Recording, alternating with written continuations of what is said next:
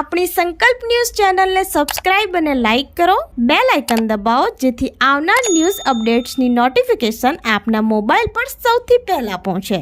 Like, subscribe and share the video. નમસ્કાર દર્શક મિત્રો, હું છું પૂજા ટંડેલ. સંકલ્પ ન્યૂઝમાં આપનું સ્વાગત છે. સમાચારની શરૂઆત કરતા પહેલા એક નજર આજના મુખ્ય સમાચાર ઉપર. પાર્ટીમાં મેઘરાજાના એક સપ્તાહના વિરામ બાદ વરસાદી માહોલ જામતા વાતાવરણમાં ઠંડક પ્રસરી. પારડીમાં મેઘરાજાના એક સપ્તાહના વિરામ બાદ આજ રોજ ગુરુવારના વહેલી સવારથી વરસાદી માહોલ જામ્યો હતો, જેને લઈ ઠેર ઠેર પાણી થઈ જવા પામ્યું હતું. આ સાથે વાતાવરણમાં ઠંડક પ્રસરી હતી. સતત વરસાદને લઈ હાઈવે પર વાહનોની ગતિ ધીમી પડી હતી. પારડી શહેર તેમજ પારડી તાલુકાના ગામડાઓના વિવિધ વિસ્તારોમાં વરસાદ પડ્યો હતો. લોકો છત્રી અને રેનકોટ લઈને બહાર નીકળ્યા હતા. વાદળછાયા વાતાવરણ સાથે વરસાદ પડતા ખેડૂતોમાં આનંદની લાગણી જોવા મળી હતી.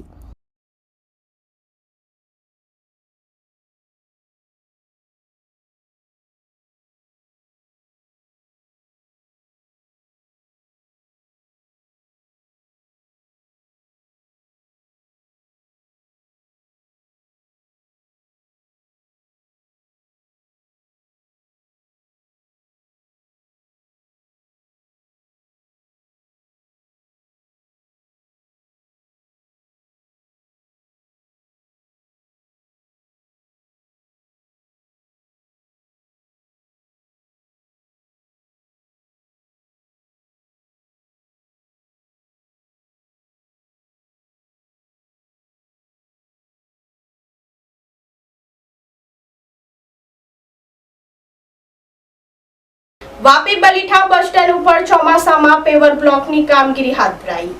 કાદવ કીચડ પરસી જતા મુસાફરો, બસ ચાલકો તોબા પોકારી ઉઠ્યા હતા. વાપી રેલવે ફ્લાયઓવર બ્રિજની ચાલતી કામગીરીને ધ્યાને લઈ જે તે સમયે વાપી બસ ડેપોને હંગામી ધોરણે ખસેડી તેને વાપી કોર્ટ નજીક બલીઠા પાસે નવું બસ સ્ટેન્ડ બનાવાયું હતું. ચોમાસા દરમિયાન આ બસ સ્ટેન્ડ ઉપર કાદવ કીચડ પ્રસરી જવાને લઈ મુસાફરો સહિત બસ ચાલકો અને એસટી ડેપોના કર્મચારીઓ પણ તોબા પોકારી ઉઠ્યા હતા. જ્યારે બસ સ્ટેન્ડ ઉપર કોઈ પાકું કામકાજ કરવામાં આવેલ ન હોવાથી ચોમાસા દરમિયાન કાદવ પ્રસરી જવાને લઈ કેટલીય વખત બસ ફસાઈ જવાના બનાવો જે તે સમયે બન્યા હતા. ગત ચોમાસા ગયા બાદ પણ બલીઠા બસ સ્ટેન્ડ પર કોઈ પાકું કામકાજ કરવામાં આવ્યું નથી. ચોમાસું શરૂ થતાં જ અહીં ફરી કાદવ કીચડ થવાને લઈ મુસાફરોને બસ ચાલકો પરેશાન બન્યા હતા.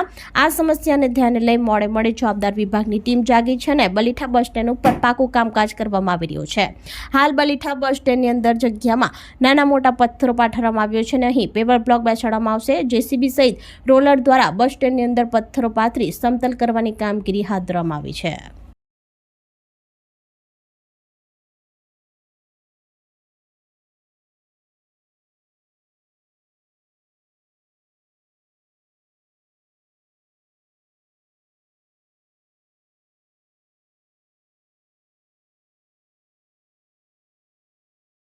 પારડીના ગોયમા ગામે પાવર ગ્રીડ પ્રોજેક્ટનો વાંસદાના ધારાસભ્ય વિરોધ નોંધાવ્યો. આગામી દિવસોની રણનીતિ માટે સભા મળતા રાજકીય વાતાવરણ ગરમ થવાના એંધાણ. પારડી તાલુકા ખાતે આવનાર પાવર ગ્રીડ પ્રોજેક્ટનો વાંસદાના ધારાસભ્યએ વિરોધ નોંધાવ્યો હતો. ગોયમા ખાતે બનવા જઈ રહેલા પાવર ગ્રીડ પ્રોજેક્ટના વિરોધમાં આજરોજ ગોયમા ખાતે આગામી દિવસોની રણનીતિ માટે સભાનું આયોજન કરવામાં આવ્યું હતું. આ સભામાં વાંસદાના ધારાસભ્ય અનંત પટેલ, તાલુકા પંચાયતના સભ્ય કુંજાલી પટેલ, કોંગ્રેસ આગેવાન વસંત પટેલ સહિત આદિવાસી આગેવાનો હાજર રહ્યા હતા. ગોયમા ગામ ખાતે બનતા આ પાવર ગ્રીડ પ્રોજેક્ટના કારણે ઘણા ખેડૂતોને ખેતીમાં ભારે નુકસાન જવાની શક્યતાને લઈ વિરોધ કરવામાં આવી રહ્યો હોવાનું જણાવ્યું હતું. આગામી દિવસોની રણનીતિ માટે સભા મળતા રાજકીય વાતાવરણ ગરમ થવાના એંધાણ વર્તાઈ રહ્યા છે. પારડી તાલુકાના ગોયમા ગામે જે પાવર પ્રોજેક્ટ ખાનગી કંપની દ્વારા કામ કરવામાં આવી રહ્યું છે એના વિરોધમાં ગામ લોકો જ્યારે હાઈકોર્ટમાં ગયા અને 5મા મહિનામાં કામ બંધ કરવા માટેનો સ્ટે આપવામાં આવ્યો હતો, તેમ છતાં પણ અહીંના તંત્ર દ્વારા એને કોઈને રોકવામાં આવતું નથી.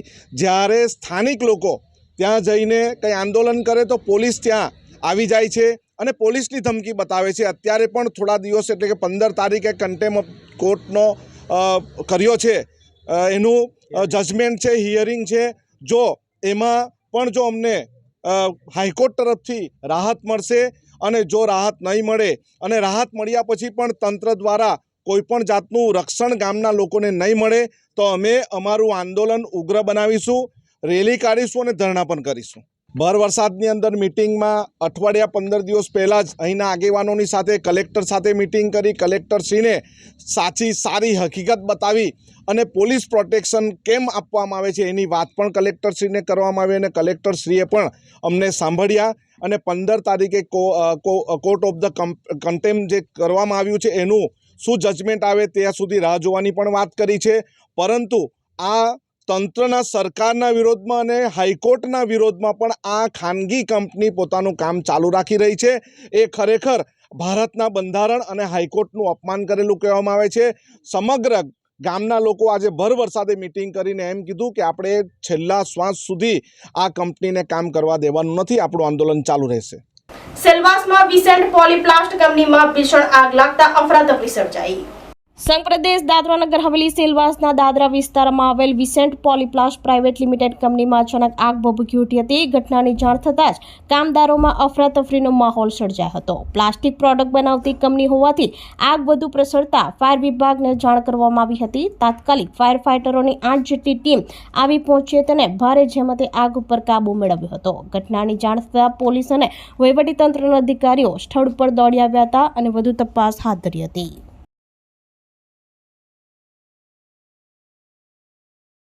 વલસાડ જિલ્લામાં નવી 2 108 એમ્બ્યુલન્સનું જિલ્લા કલેક્ટર વલસાડ ધરમપુર કપરાડાના ધારાસભ્યના હસ્તે લીલી ઝંડી અપાઈ.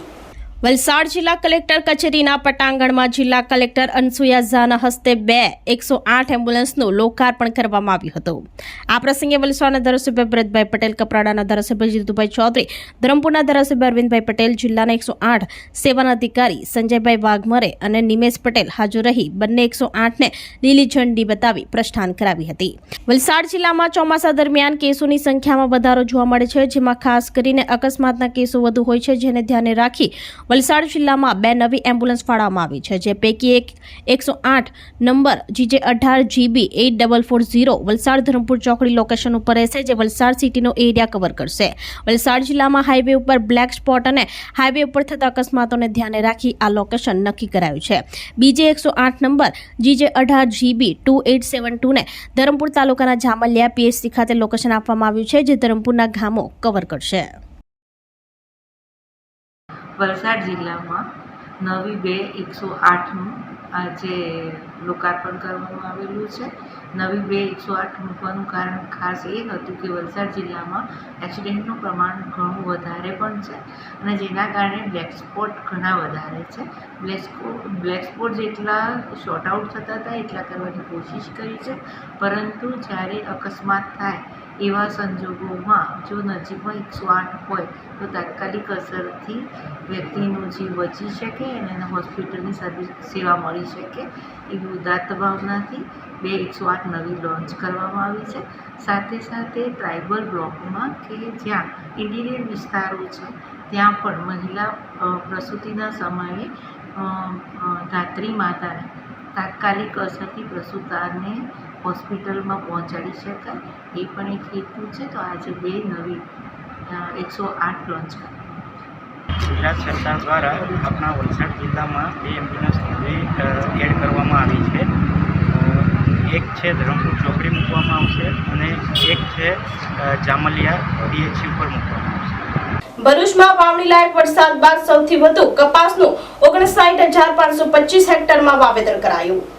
સોયાબીન, કપાસ, તુવેરની સાથે કેળા અને શાકભાજીની વાવણીનું રોપણીનું કાર્ય પૂરજોશમાં. રાજ્યભરમાં જુલાઈ માસના પ્રથમ સપ્તાહ સુધીમાં ભરૂચ જિલ્લાના તમામ તાલુકાઓમાં વાવણી લાયક વરસાદ વરસી ચૂક્યો છે. નોંધપાત્ર વરસાદને કારણે ખરીફ પાકોનું વ્યાપક પ્રમાણમાં વાવેતર શરૂ થઈ ચૂક્યું છે. સારા વરસાદની શક્યતાને ધ્યાનમાં રાખી જુદા જુદા વિસ્તારના ખેડૂતો હજુ વધારે વાવેતરનું આયોજન કરી રહ્યા છે. જિલ્લા ખેતીવાડી અધિકારી પ્રવીણ માંડાણીએ જણાવ્યું હતું કે દર વર્ષની જેમ આ વર્ષે પણ ખરીફ વાવેતરમાં સરકારની ટેકાના ભાવે ખરીદીની યોજનાને પરિણામે ખેડૂતો હોંશે હોંશે વાવણીમાં વ્યસ્ત બન્યા છે. જુલાઈ માસની શરૂઆતમાં વાવેતરના પ્રાપ્ત આંકડાઓ જોઈએ તો જિલ્લાભરમાં પિયત અને બિન પિયત મળી કુલ 59,525 હેક્ટરમાં કપાસ, 24,645 હેક્ટરમાં તુવેર, 4800 હેક્ટરમાં સોયાબીન અને બિન પિયત મળી 2563 હેક્ટરમાં શાકભાજીનું વાવેતર થયું છે।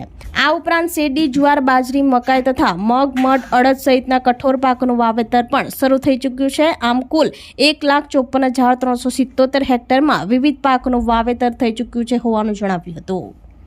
ભરૂચથી રિપોર્ટર અવી સૈયદ, સંકલ્પ ન્યૂઝ।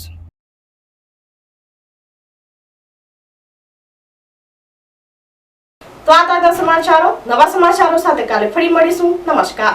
આપણી સંકલ્પ ન્યૂઝ ચેનલને સબસ્ક્રાઇબ અને લાઇક કરો, બેલ આઇકન દબાવો જેથી આવનાર ન્યૂઝ અપડેટ્સની નોટિફિકેશન આપના મોબાઈલ પર સૌથી પહેલા પહોંચે।